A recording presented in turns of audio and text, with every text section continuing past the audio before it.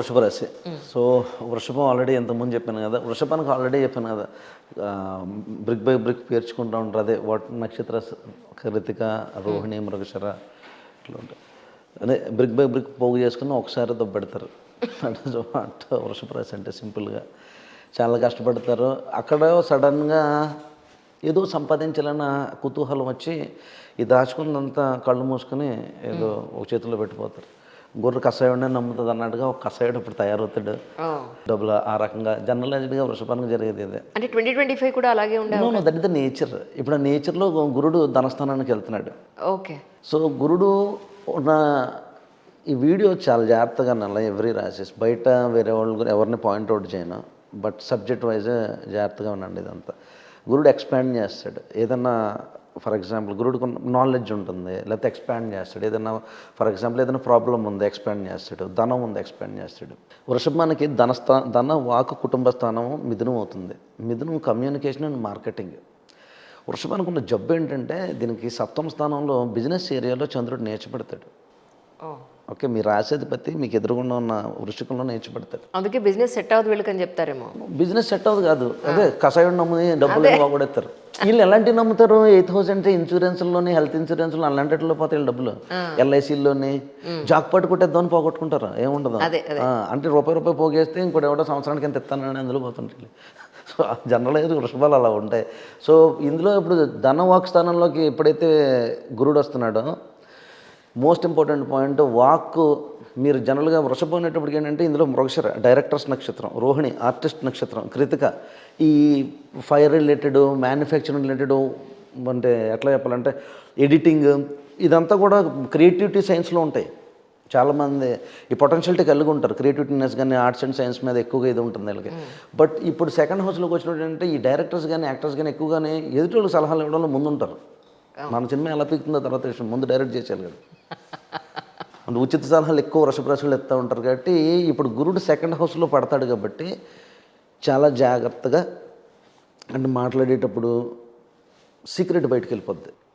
ఇది గమనించాలి. Expand of knowledge is nothing but మాట్లాడేటప్పుడు సీక్రెట్ బయటకు వెళ్ళిపోకుండా ఎంత తక్కువ మాట్లాడగలిగితే అంత తక్కువ మాట్లాడే ప్రయత్నం చేయాలి. ఎప్పటి వరకు 2026 మే వరకు అక్కడే ఉంటాడు కాబట్టి తద్వారా అక్కడి నుంచి మళ్ళీ మీకు చూడండి తృతీయ స్థానంలో కుజుడు నేర్చబడతామని చెప్పి వ్యయాధిపతి తృతీయానికి వచ్చాడు. That is one wear house పరంగా, ఇల్లు పరంగా మీరు అనుకున్న కోరికలు ఏదైనా ఉంటే నెరవేరడానికి కొంచెం వరకు పాసిబిలిటీస్ ఉంటాయి. అక్కడే ఉండడు, కుజుడు మారుతూ ఉంటాడు ఆల్మోస్ట్ లైక్ 45-50 డేస్కి. సో మీరు ఎట్టొచ్చి కూడా గుర్తుంచుకోవాల్సింది, మీకు రాహు వచ్చేటప్పటికి మళ్ళీ కుంభంలో మీకు మే నుంచి సంచారం జరుగుతూ ఉంటుంది. ఓకే, ఫారెన్ ల్యాండ్స్ వెళ్దాం అనుకున్న వాళ్ళకి చాలా బాగుంటుంది. ఆఫ్టర్ మే ట్రై చేయండి. మీ సూట్ కేసులు ఎప్పుడు ప్యాక్ చేయాలంటే ఆఫ్టర్ మే. ఈ డిసెంబర్ నుంచి మీకు ఆల్మోస్ట్ లైక్ ఏప్రిల్ వరకు కూడా కీప్ ఆన్ రైటింగ్ ఎగ్జామ్స్ కానీ ఐఎల్స్ అలాంటి ఏదైనా ఉంటే ప్రిపేర్ అయ్యి రెడీగా ఉండండి. ఇష్టాచారంగా ఒక అటెంప్ట్ ఉంటే చేసేయడం చేయొద్దు. సివిల్స్ అప్లై చేసేటప్పుడు కూడా అటెంప్ట్స్ ఊరికనే ఇవ్వకండి, కొంచెం జాగ్రత్తగా తెలుసుకునివ్వండి. సింగిల్ అటెంప్ట్స్లో పోతూ ఉంటాయి. సో శాటర్న్ రాహు కనెక్షన్స్ మంచిగా కాదు. అందులో మీకు 11th హౌస్లో శాటర్న్ ఉన్నాడు. ఓవరాల్గా చెప్పాలంటే 95% మార్క్స్ ఇచ్చే సంవత్సరం వీళ్ళకి. సో 95% చాలా బాగుంటుంది. శాటర్న్ కూడా లాభస్థానంలో ఉన్నాడు కాబట్టి వెళ్ళని గుడ్గా పని అవుతుంది. విదేశాల్లో ఉన్న వాళ్ళు ఆల్రెడీ సెటిల్ అవ్వడానికి ఏదైనా అవకాశాలు ఉన్నట్టే సెటిల్ అవ్వడానికి చూసుకోండి. ఎస్పెషల్లీ ద నక్షత్రాల Krittika, Rohini and Mrigashira nakshatras which is coming in Vrishabha రాశిలో ఉన్న వాళ్ళంతా కూడా కెరియర్లో సెటిల్ అవ్వడానికి ఫారెన్ ల్యాండ్స్లో ప్రత్యేకించి చాలా బాగుంటుంది. స్పెక్యులేషన్ గురించి అయితే చెప్తాను. స్పెక్యులేషన్స్ మీద మీరు ఆల్రెడీ చాలామంది నేను డబ్బులు పోగొట్టుకున్న దాంట్లో ఫస్ట్ రాశి ఇదే ఉంటుంది.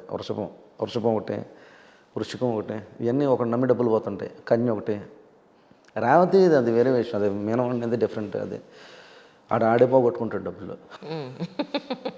అది ఒకళ్ళు చెప్పక్కర్లేదు, ఆ తెలివితేటలు కొంప ముంచేస్తే. సో మిగతా వాళ్ళంతా కూడా ఒకళ్ళు బేస్ అయ్యి వెళ్తారు, డిపెండెన్సీ తీసుకుంటారు. మీనం డిపెండెన్సీ తీసుకోవద్దు.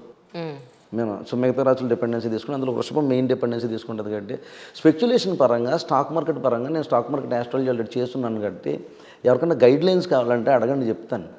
ఎప్పుడు ఇన్వెస్ట్ చేయాలా, ఏ నక్షత్రాన్ని ఇన్వెస్ట్ చేయాలా, అసలు ఇన్వెస్ట్మెంట్ చేస్తే ఇయర్ ఎంత లాభాలు వస్తుంది. ఎందుకంటే మీకు అప్రాక్సిమేట్గా in the 9th house and 10th హౌస్లో రాహు సంచారం జరుగుతుంది ప్రజెంట్.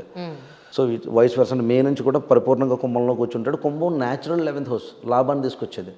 సో అందుకని అందాక 95 మార్క్స్ వేసాను వృషభానికి, చాలా బాగుంటుంది. సో స్పెక్యులేషన్ మీద డబ్బు సంపాదించవచ్చు, కానీ గైడెన్స్ తీసుకోండి. ఆస్ట్రాలజీ పరంగా అసలు స్టాక్ మార్కెట్ ఆస్ట్రాలజీ అంటే ఎలా ఉంటుంది, చంద్రుడు ఏ పరిమాణం ఏ నక్షత్రం మీద రన్ అయితే మీకు ఫైనాన్స్ పరంగా బాగుంటుంది, ఏ నక్షత్రం మీద అసలు ఇన్వెస్ట్మెంట్ పెట్టవచ్చు పెట్టకూడదు, దాని ద్వారా తద్వారా మీ జాతక చక్రాన్ని బట్టి కూడా ఇన్వెస్ట్మెంట్స్ ఎప్పుడు చేసుకోవాలి, అసలు మహర్దశ ఎలా ఉన్నది, ఇలాంటివన్నీ కూడా గైడెన్స్ తీసుకున్న తర్వాత చేస్తే మంచి ప్రాఫిట్స్ కనిపించవచ్చు. నాకు తెలిసిన వాళ్ళు వృషభ రాశి వాళ్ళు యూపీఎస్సీ రాస్తున్నారు సెకండ్ అటెంప్ట్.